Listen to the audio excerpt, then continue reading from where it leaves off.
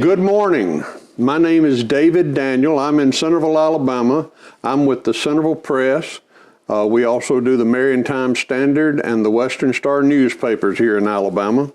And I have over the years come to know a gentleman here that I highly respect and have become friends with and appreciate his demeanor and his character. And we have discussed a lot of things, and he's with me today because I feel he's got something very important to say to the people of Bibb County and also Alabama and also the United States. And I want to welcome you, Walt Williams, to the Centreville Press. I thank you for coming here today, and I know we've had a number of discussions about a number of things, but I know you have a burden on your heart that you want to get across to people, and I want to help you do that if I possibly can. And I know you want to speak about the events that occurred back in the 1960s, I think around 1962, with what was called then at that time. And I have to realize that a lot of people don't know what that was because they didn't experience. Yes. I, and anyone my age, did experience it, and I hope the people that are listening that are my age will think back and remember. You were probably in elementary school when the events that occurred in the Cuban Missile Crisis occurred, and I do remember it, and I do remember the fear and the trepidation that people had during that time. And this gentleman with me today experienced it in another way that was unlike a school student. He experienced it in a way that I'm sure he'll share with you. Walt, welcome, and I want you to feel free to discuss whatever you want to today and address it in whatever way you deem appropriate. So I do want to try to help you get said the things you want to say. Okay, and I appreciate that. Well, I appreciate you, sir. Would you share with us, what would you share with the public, the things that you've been sharing with me in the way that you experienced them back in the 1960s? Well, it was 1962, and they call it the Cuban Crisis. And I was a crew member as a pilot on a B-52 at that time, and of course we were alerted that nuclear war was imminent. The president, as a matter of fact, addressed us that day about our role in this Cuban crisis. He told us to prepare for. So you're speaking of John Fitzgerald Kennedy, aren't you? Yes, and you know, I should have mentioned that. That was the president at the time, and so he told us to prepare for any eventuality, including nuclear war. And at that time, we were doing what we call chrome dome missions. We would keep B-52s airborne all the time so they wouldn't be caught on the ground in case of a nuclear war. Only 2 countries in 1962 had nuclear weapons, as I remember and as I've read. Now, some of my facts may be a little off, but they won't be much. He told us to prepare for any eventuality, including nuclear war. I was on a chrome dome mission up north of Canada, loaded with nuclear weapons with targets in Russia. So that's where I start from in there.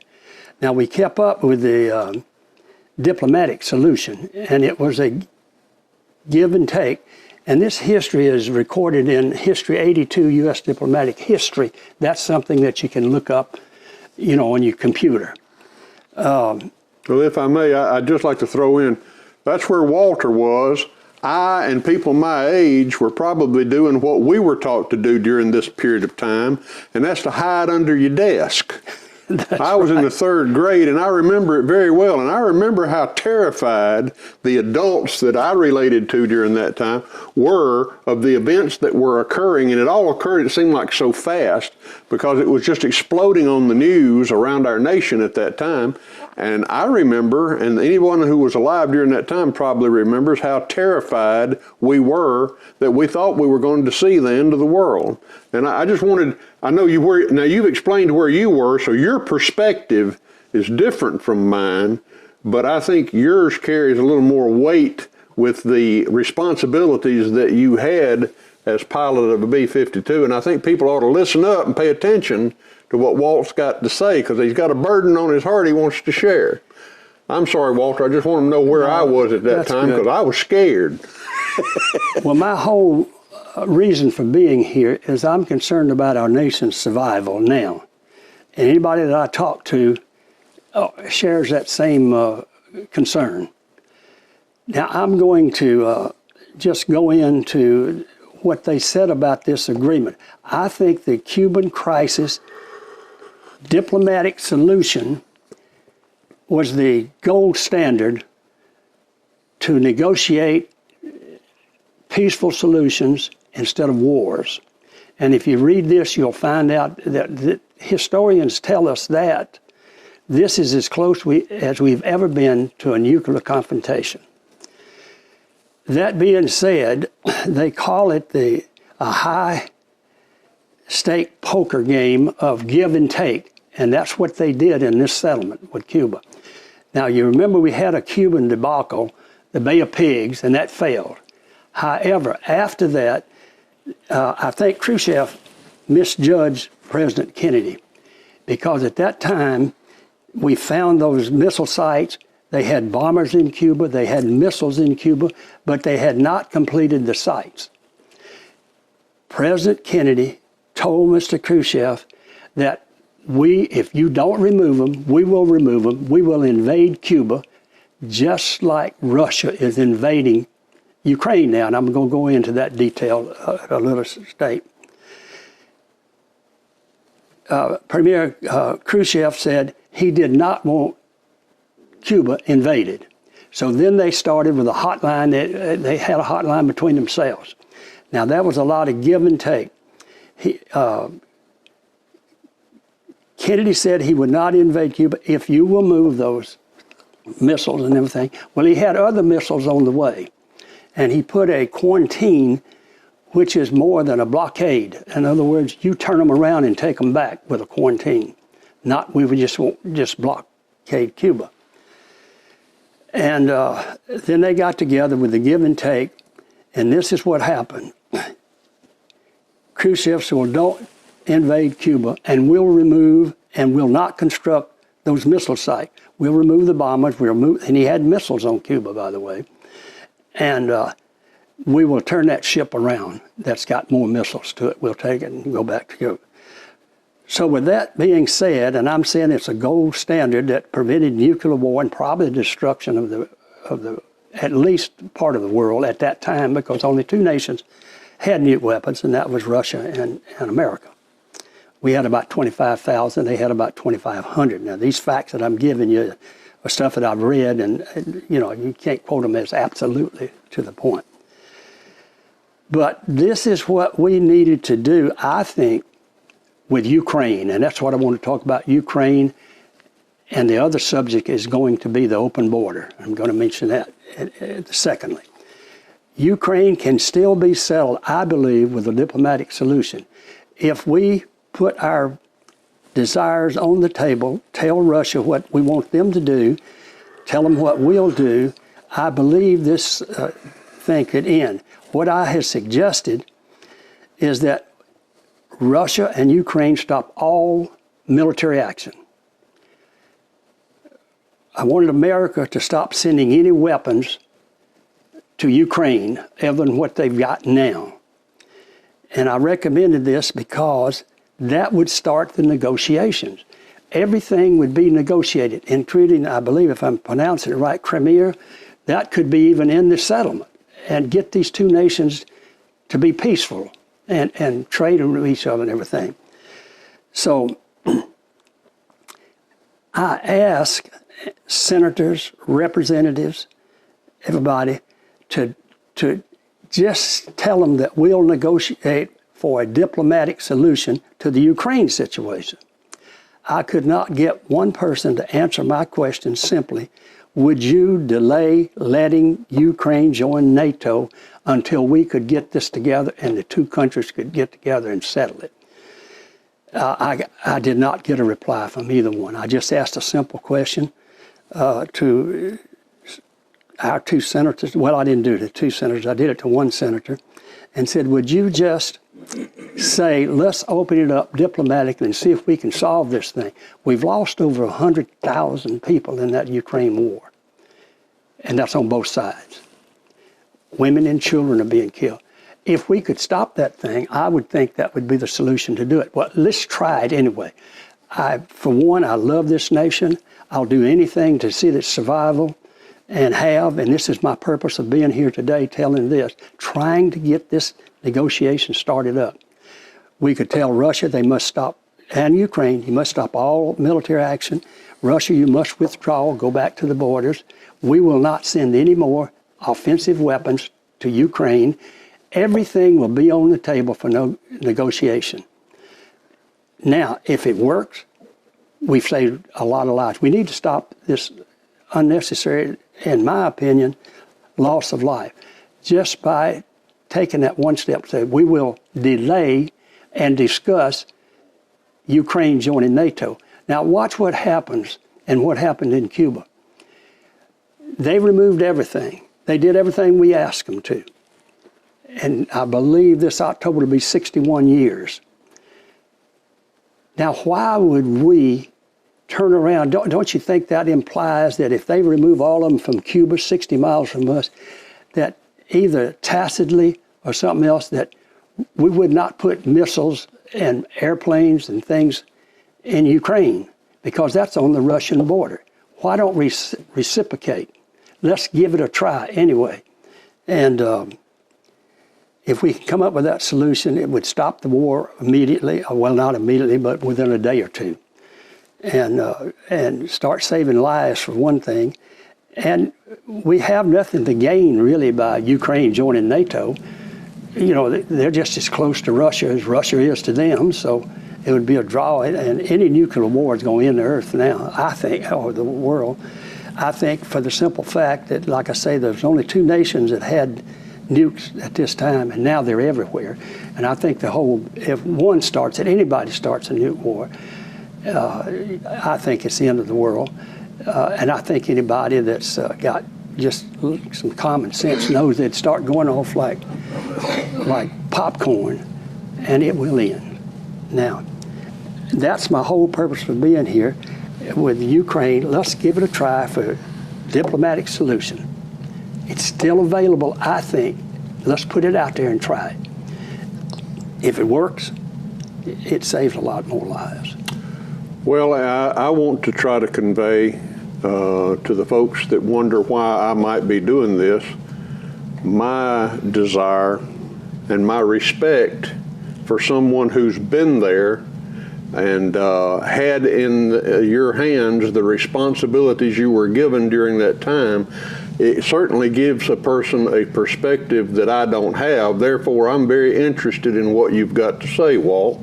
I'm interested in your experience, and I appreciate your service. Would take note of the fact that there are those who have experiences that you don't have. I know my experience at that time, that it was kind of a joke among the boys at that time because we were all scared, but we were told to duck and cover.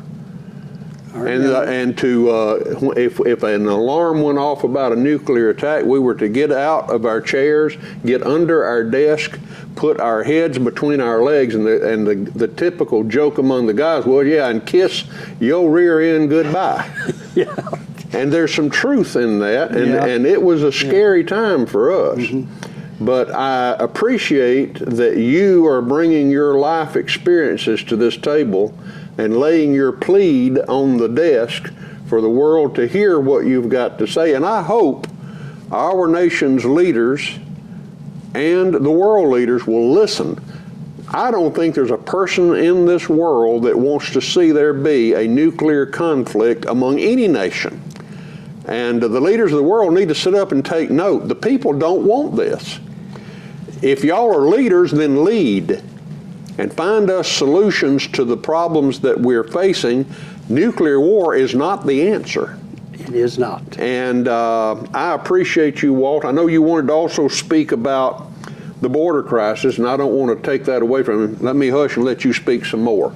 Well, the border crisis, it came up, and I started with that in 2019 after President Biden was elected president, I think. But I tried to get Joe Manchin at that time. You know, he's a representative of West Virginia. There were 100 positions open in West Virginia between Republicans and Democrats. Joe Manchin was the only one that was, out of 100, that was a Democrat. the rest of them control West Virginia.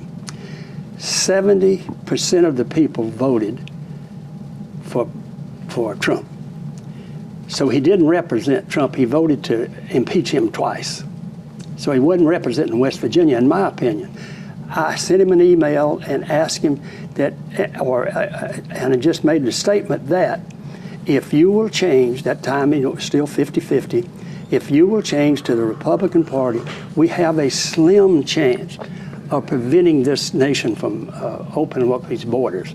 And as I understand reading about history, we're the only nation that has ever voluntarily opened up our borders to any and everybody that wants to come. To me, that violates the Declaration of Independence, but I'm not going into the details of that, but if you'll read it, you'll see what I'm talking about. But we didn't take any action. The Republicans didn't take any actions to try to to change the political status by Joe Manchin joining the Republican. Now we've got a lady from Arizona named, I believe I'm pronouncing it right, Sinema. She's an independent, but she still caucuses with the Democrats. So in essence, she's still a Democrat. And if she would change, if Manchin would change now, it would change the whole political status in America. That would give the Senate the majority. So I'm requesting that they do that, study it and look at it and try to do that. Now, that's going to be a much harder solution than Ukraine. I think Ukraine can be handled. But I don't know how with this thousands or millions of people that's already in our border, these countries cleared their jails, their mental hospitals, everything that was bad for their country came to us, plus some good people too, you know.